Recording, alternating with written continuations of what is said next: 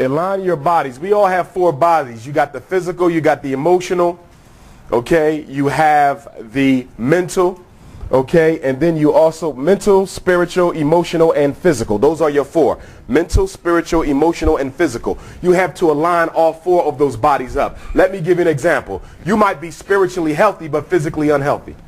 If you're spiritually healthy and physically unhealthy, then your spirituality can only go but so far. Because as all the great master teachers taught, that if the body is not healthy, it's going to be difficult for the mind to be at peace. Anybody who's infected with an illness, their mind is not at peace. It's very difficult to put it at peace. So when we talk about being spiritual, you can't just live in your mind. You have to understand that there's a relationship between the spirit and the body planes. And if one of them isn't healthy, it's automatically going to affect the other. Just like if you're healthy physically, but you're not healthy spiritually. You got a lot of folk who are super athletes. They run every morning. They do their push-ups. Physically, they appear in perfect health. But what they fail to realize is that those negative thoughts that they keep on feeding themselves will crystallize into not bodily manifestations. And this is how you get folk who never had a piece of meat in their life, but they still suffer from high blood pressure. How did that happen? Okay? Drunk alkaline water all their life. Okay, but now they got cancer. How is that when there's no physical evidence as to why you have this malady? A lot of it has to do with the spiritual intoxication that manifests within the body. Remember, every major organ in the body is attached to a particular emotion. So whenever you experience that emotion, it is actually lodged in that particular part of the body. So when you get cancer, when you get diabetes, okay, when epilepsy develops within the brain, it's normally because of a spiritual imbalance or the stoppage of energy. The stoppage of energy. And when you hold on to grudges, you actually stop the energy of life from cycling in. See, pain is weakness leaving the body.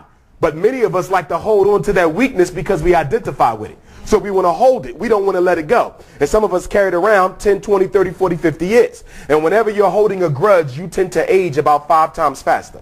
So you'll see that you'll start to look older than what you should look, because you're not only living for yourself, you're living for your unhealthy pain body as well. So you want to do an assessment of yourself. Where are you mentally? By mental, we're talking about your thoughts, your cognitions, your process of interpreting your experience. That's your mental. Then we got to talk about the spiritual, your connection to the universe, the supreme source, your own internal soul. Where are you on that level? Then we got to talk about the emotional, the way in which you regulate your feelings, your emotional reactions to the things that happen to you in life. And then we got to talk about the physical, your health, what you eat, how you breathe, and your lifestyle. Lifestyle is important too. Why? Because no matter how healthy you may eat, no matter how spiritual you may be, if you don't give the spirit and the mind time to cleanse and recoup itself, it'll break down. For example, right now, a lot of black women, more than in any time of our history, are being admitted involuntary commissions for nervous breakdowns. A lot of sisters are going to the hospitals for nervous breakdowns because a lot of us believe that to be strong women or strong men, we should never have to take a break and give our bodies and our minds times to energize, that we should be able to keep on going, keep on going. But your brain isn't made like that. See, when you talk about black women or black men 75 to 100 years ago, you have to remember they existed within a certain religious or spiritual milieu. So even though they worked a lot, they also had a lot of spiritual work going on at the same time. We don't have that. So it's important that you don't overload your brain, because when you overload the brain, it will just shut down on you. And that's what you call a nervous breakdown. Folks who are walking around on the street out of their minds, that's called brain overload. Just like you overload a computer, you can overload the brain. And one of the things we have to start practicing more is what I call spiritual indifference. Spiritual indifference. Some of us have not perfected the art of ignoring things that don't matter. Some of us choose to react emotionally to everything that come our way. You don't have to react to everything that comes your way.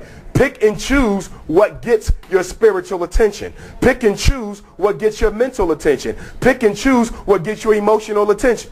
For example, I hear a lot of black folks say, well, you know, I'm working on a job with a bunch of Europeans, and they are stressing me out. Well, automatically, we made an interpretive mistake there, because nobody can stress you out. Stress is the result of your interpretation of the experience. The white man doesn't own the interpretation, you do. So if you're getting stressed out, it's because you're giving them the power to stress you. At the end of the day, you make the final decision. Very important we understand that. See, we get in the habit of saying, he made me angry, she made me angry, that made me sad. Nobody can give you any emotional state. Nobody can. You choose them yourself, consciously or unconsciously. You interpreted the event in such a way that your mind had no choice but to become upset. See, all of us live our lives based on a program. And for many of us, that program was put into our minds by our parents, by our extended family, and by the society. And based on the program that you're operating your life on, some of you are destined to be depressed, destined to be anxious, destined to be alcoholic, because the way in which you interpret your world always brings about a negative reaction. Do y'all see that? Two people with the same experience could come out of it two totally different ways. Two totally different ways. Two people get laid off, two different reactions. Two people get disrespected in public, two totally different reactions. You have to become more proactive in dealing with situations and not reactive. Save your emotions for when you need them. Emotions can do just as much good as they can do just as much damage. And too many of us are reacting too much to emotion. Whenever you react, your body automatically releases cortisol, adrenaline, which works against the immune system. People who are emotionally unhealthy also tend to be physically unhealthy. Why? Because the emotions release toxins into your bloodstream that beat down your organs. So it is almost impossible to be physically healthy and emotionally unhealthy. One is going to destroy the other. And what we need is a balance in both of them. Next slide. Check your social network. Too many of us are hanging with people who are no good. Too many of us, because we don't like being alone, would rather hang with bad friends than no friends. Okay? Bad friends than no friends. Okay, I get folk who tell me, well, I know he don't really like me, but we grew up together, you know, and that's just how it's going to be. You know, and you knew the whole time that they were not a friend, but a friend in me.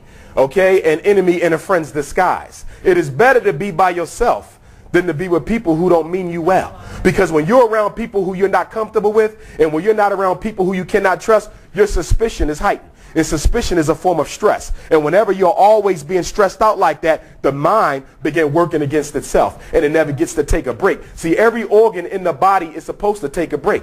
But the one that doesn't is the mind. The mind never takes a break. It runs and it runs and it runs and it runs. And most of it isn't even being ran by you. It's being ran by everybody but you. So what we have to do is retake control over our thought process to improve the way that we're living our lives. Next one. Learn to love solitude. If you can't be by yourself, you won't be able to be at peace with nobody else. And too many of us don't like being alone. We always have to have somebody else with us, whether it's a significant other, whether it's a brother, sister, girlfriend, mom, dad. I always look in therapy for folks to spend time with themselves. How much do you spend time with yourself? Well, I don't have time. No, that's a cop-out. That's the not. Why are you not spending time with yourself? And the reason we don't spend time with ourselves is because when you're by yourself, your subconscious automatically brings to consciousness all those unfinished tasks that you had in life. People you should have got rid of, goals you should have accomplished, certain objectives that you never met. And because a lot of us find it painful to analyze our lives and where we've been, we would rather shut that out. And the best way to shut off the unconscious from reminding us of our shortcomings is to get somebody else to distract us. So when you find people who just got to be busy all the time, I mean, every day, every hour, they either sleep or they busy. They never at peace and by themselves. That's because there's no internal peace. And these are the type of people who do what? Rush into a relationship looking for somebody to take their mind off of themselves. And when you're no longer sufficient to distract Umar from Umar, I dump you and pick up somebody else who I think could do the job better. So you see, the relationship wasn't even based on you at all. It was based on my hidden agendas, my psychological hidden agendas. And all of us have hidden agendas. You got to know what they are so you can control them without them controlling you. Very important we understand that. Next slide. You have to be by yourself. I don't care if it's an hour. I don't care if it's 30 minutes. I don't care if it's a walk during lunchtime. But it is absolutely necessary for the spirit and the mind and the body and the emotional body, those four bodies, to realign. And they do that through silence. When your mind stops activating, that's when God consciousness comes in. But most of the time, God consciousness can't come in because we're constantly distracting it with the thunder of our thoughts. So you got all this internal noise going on. So how can the subtle voice of the universe communicate to you and your chakra bodies when the mind is always agitated? So somebody who's always agitated can never be at peace.